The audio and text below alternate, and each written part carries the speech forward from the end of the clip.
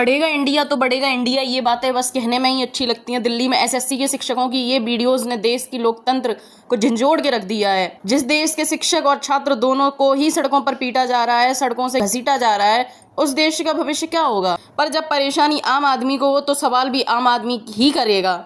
सवाल इस देश के बड़े बड़े न्यूज़ चैनल से हैं। इस देश के न्यूज़ चैनल्स का स्तर कितना गिर चुका है वो देखकर बहुत हैरानी होती है। देश के युवाओं को देश की नींव कहा जाता है और एग्जाम में ऐसे घोटालों पर तो न्यूज़ चैनल्स को पहले ही एक्टिव होना चाहिए। देश में अगर एक एक्टर बर्गर या पिज्जा या खा लेता है ना तो वो हेडलाइन बन जाती है। आज सारे न्यूज़ चैनल का है, कोई खड़ा है यहाँ पे आज तक वाला, कोई खड़ा है IBN 7 वाला, कोई नहीं है। ये आप लोग कुछ मीडिया वाले हैं जो यहाँ पर कवरेज करने के लिए आए हैं, बाकी सब हेडलाइंस बन जाती है बड़ी बड़ी देश में। और ये पढ़ा लिखा युवा और ये टीचर जब सड़कों के हैं तो इनको दिखाया ही नहीं जा रहा। मतलब कि आंखों पे पट्टी बांध के बैठे सारे के सारे। कहाँ है भाई नेता, कहाँ है? वैसे तो आ जाते हैं कि भाई नेता हम बच्चों के समर्थन करते हैं, पर शर्म आनी चाहिए देश के बड़े बड़े न्यूज़ चैनल्स को जो इस कदर बिक चुके हैं कि एक न्यूज़ को नेशनल टेलीविजन पर दिखाने से डरते हैं। डूब मरना चाहिए ऐसी मीडिया चैनल्स को जो रोज शाम को 2 हिंदू 2 मुसलमानों को बैठा लेते हैं और पूरे देश को सर्कस दिखाते हैं।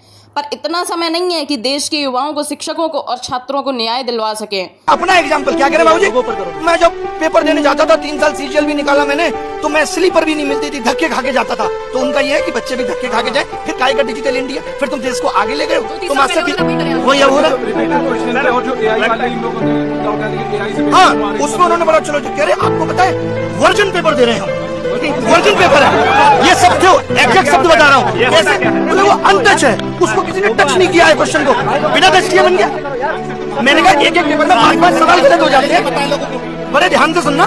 मैंने कहा एक पेपर में 10 सवाल गलत हो जाते हैं। बोले पेपर अनटच है, किसी और को टच कराएंगे कि चेक कर लो एक बार तो गलत हो जाएगा, पेपर आउट होने के चांस है। आज आप देख लो जो लोग हमारे पेपर बना रहे हैं वो अपने मौसी के लड़के को भी बता दें, उनको भी नहीं पता ये पेपर किस एग्जाम में आएगा। मैंने कहा भाई आप सिलेबस में तो आपने दिया नहीं था, प्रोबेबिलिटी स्टैटिस्टिक्स आप सिलेबस तो दे रहे हो। बोले उससे क्या मतलब है, बच्चों को नहीं पता कि 12th बेस्ड है और 12th में सब आता है। तो मैंने कहा आप ये भी लिख दो कि भाई 12th बेस्ड है, NCERT पूछेंगे तो बोले लिख देंगे, इनडायरेक्टली तो लिखा हुआ ही है। कुल मिला के उनको किसी बात के लिए दूसरा रिग्रेट नहीं है कि बच्चे परेशान है या एग्जाम सिस्टम खराब है। उनको लग रहा हम भी धक्के खाते थे, तुम लोग भी धक्के खाओ, धक्के खा के कोई नौकरी तुम्हारे हिस्से में आ जाए तो अच्छी बात है, नहीं तो नहीं। किसी भी बात के लिए उनको कोई रिग्रेट या परेशानी इस बात से नहीं है, वो मजे में है पूरे।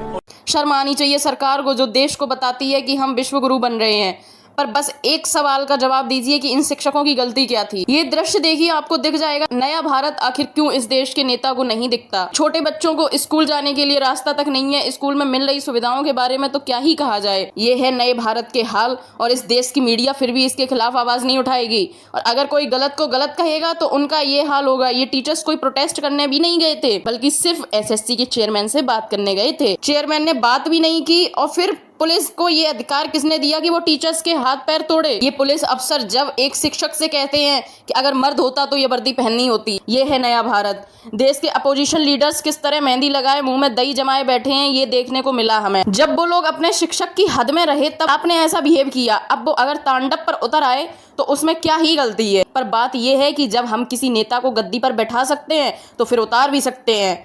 आज के लिए बस इतना ही। जय हिंद, जय भारत।